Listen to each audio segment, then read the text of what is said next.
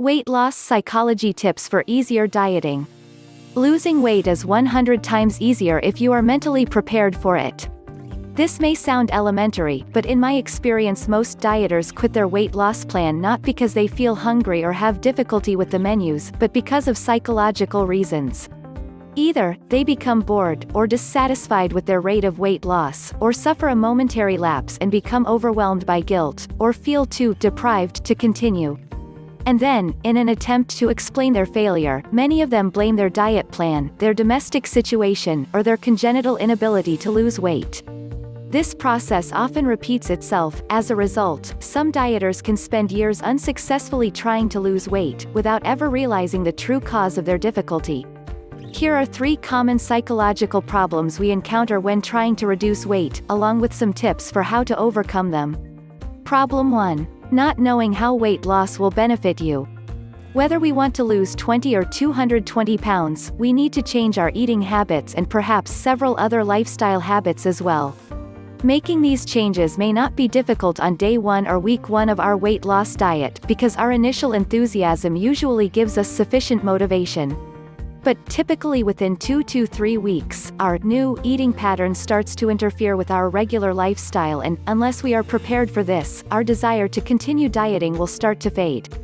Instead of seeing our diet as a passport to a better weight and shape, we see it as an obstacle and a burden. It becomes something we are doing because we must rather than because we want to. This is the first big emotional problem we encounter when dieting. To overcome this problem, we need to know exactly why we are trying to lose weight. We need a clear idea of how it will benefit us. Because only if we have a clear benefit to look forward to, will we be able to resist the temptation to revert to our previous bad habits. General benefits from having a leaner, lighter shape aren't powerful enough. We need a selfish, specific benefit, something we can visualize, that commands our attention. Maybe a beach holiday, or a dream outfit to wear for a specific occasion, or a new shape to show off at Thanksgiving. Whatever we choose, it must make a noise inside our head.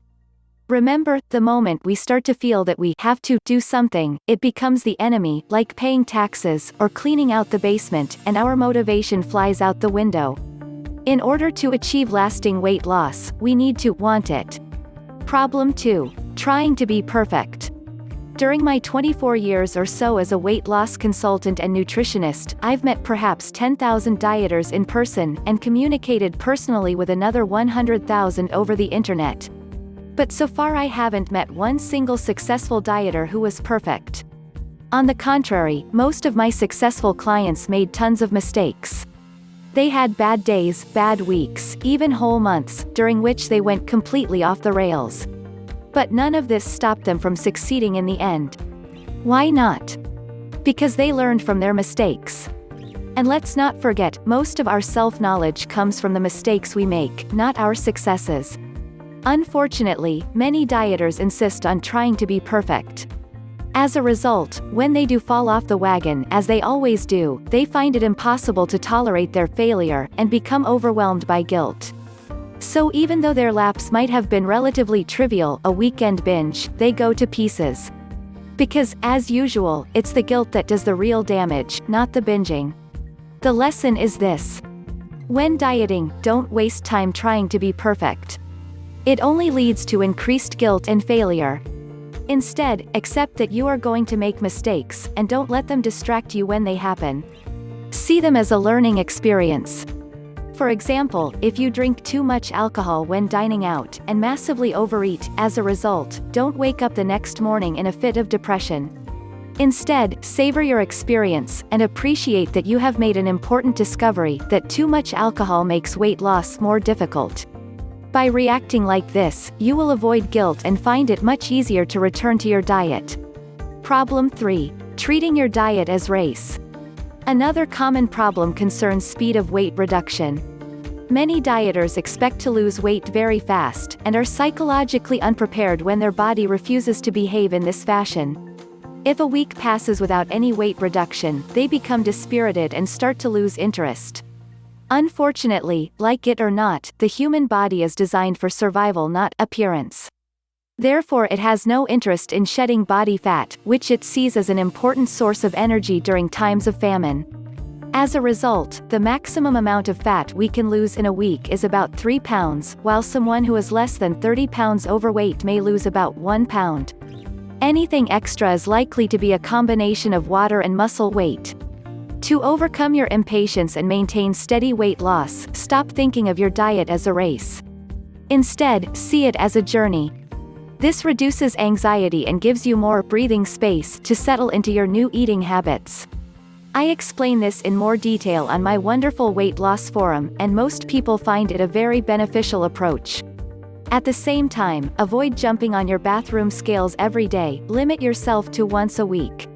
Checking your weight more often only encourages you to take a short-term view of things, which is not helpful. I realize that steady weight loss may not sound terribly attractive, but in my experience the slower the weight loss, the longer it stays off.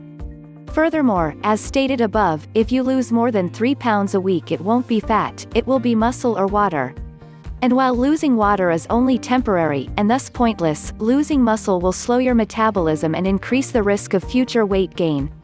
So when you start your next diet journey, just remember, there's no rush. Set yourself a realistic weight loss goal and let nature take its course. For example, if you weigh 200 pounds and are aiming for 150 pounds, allow yourself 6 months to reach your destination. And if it takes a little longer, so what? I mean, what do you lose? These 3 psychological problems account for a huge number of diet failures. Mastering them will definitely enhance your chances of losing weight. So before you embark with all your customary enthusiasm on yet another new diet, set aside some time to think through these issues and then watch the pounds disappear. Don't forget to leave a comment and subscribe to my channel. Learn more, click the link in the description.